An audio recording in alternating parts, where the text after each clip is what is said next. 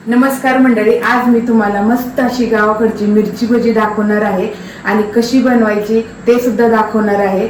तर चला पाहूयात याच्यासाठी आपल्याला काय काय साहित्य लागणार आहे।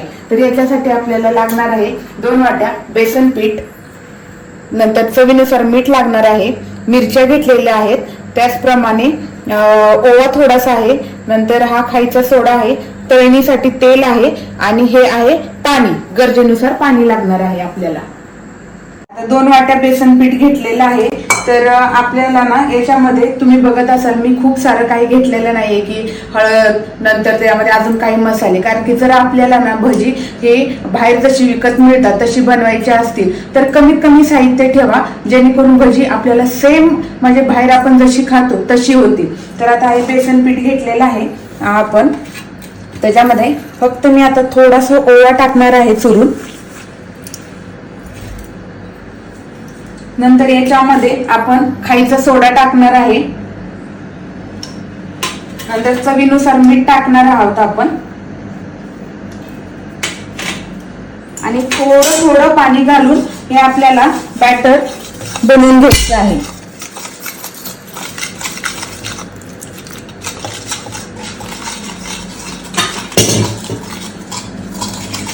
थोडं थोडं पाणी घालून हे आपल्याला ना असं बॅटर बनवून घ्यायचं आहे। शक्यतो तुम्ही जर तुम्हाला रवाळ पीठ मिळालं बेसनचं तर घेऊ शकता, की जेणेकरून भजी खूप छान होतात। तर हे असं बॅटर बनवून आपल्याला 2 ते 3 मिनिटं बाजूला झाकून ठेवायचं आहे।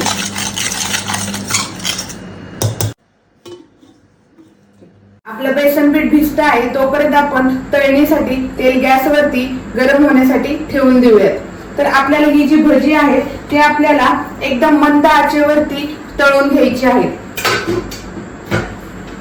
तर तुम्ही बघत असताल मिरची आहे ती मी अशी चिरून घेतलेली आहे आणि देठासोबत घेतलेली आहे, कारण देठासोबत घेतल्यानंतर त्याला आकार पण चांगला आणि दिसायला सुद्धा छान दिसतात।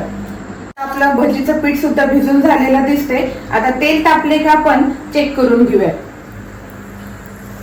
तेल तापलेलं दिसतंय आपलं, तर आता चला गरमागरम भजी तयार करून घेऊयात आपण।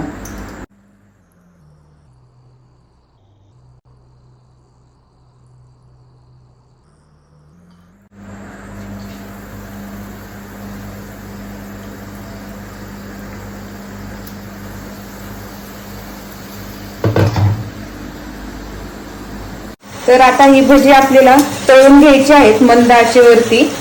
तुम्ही जास्त खरपूस तळून घेऊ नका पहिल्यांदाच, कारण की जर हॉटेलमधली भज्यासारखी आपल्याला भजी हवी असतील तर ती तळण्याची वेगळी पद्धत आहे। तर हे पहिल्यांदा आपल्याला थोडी अशी पांढरटच अशी भजी काढून घ्यायची आहे। जो पहिला लाट असतो तो असा थोडासा असा पांढरट काढून घ्यायचा आहे, मी तुम्हाला दाखवणार आहे। तर अशा प्रकारे ही भजी पहिल्यांदा आपण काढून घेणार आहोत आणि नंतर दुसरी बॅच आपल्याला तळणीसाठी घ्यायची आहे। आता हा दुसरा लॉट पण आपला भजीचा तळून झालेला आहे। आता ही भजी आपण मंद आचेवरती पहिल्यांदा तळून घेतलेली आहे। तर आता आपल्याला काय करायचंय, 1-2 मिनिटानंतर हीच भजी आपल्याला जास्त मोठा गॅस करून तळून घ्यायची आहे, जेणेकरून ती खरपूस होतील। आपल्याला मोठा गॅस करून घ्यायचा आहे आणि ही भजी आपल्याला अजून एकदा तळून घ्यायची आहे।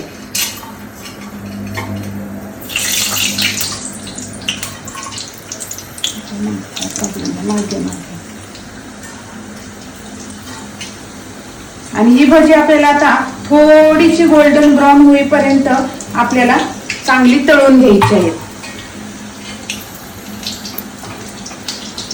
आता तुम्ही बघू शकता, हे बघा आपल्या भज्याला किती छान कलर आलेला दिसतोय, असा गोल्डन ब्राऊन कलर आलेला पाहिजे। मग आता लगेच आपल्याला ही भजी ताटामध्ये काढून घ्यायची आहेत आणि मस्त मस्त अशी गरम गरम खायची आहे।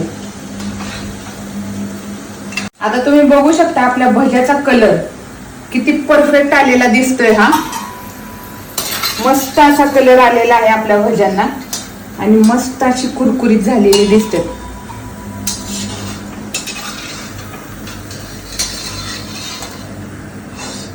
हे बघा,